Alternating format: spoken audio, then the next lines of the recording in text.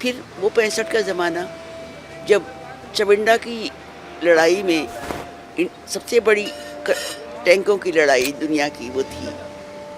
میں اس دنوں میں وہاں گئی جب ابھی درخت جل رہے تھے. مردوں کے جوتوں میں خالی پڑے تھے اور اس میں کچھ ہڈیاں تھیں.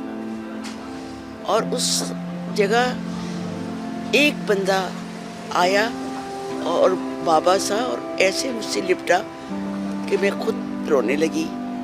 تو بڑی مشکل سے اس نے اپنا ڈب کھول کے اس نے اس میں سے ایک روٹی کا ٹکڑا نکال کے سوکھی روٹی کا میرے منہ میں دیا. میرے ساتھ ایک فوجی تھا, اس نے کہا لے لیا.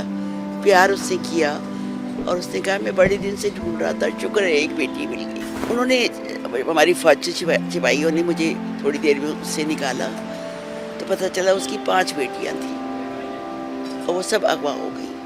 اور وہ اکیلا اس گاؤں میں, چونڈا کے گاؤں میں گھوم رہا ہے.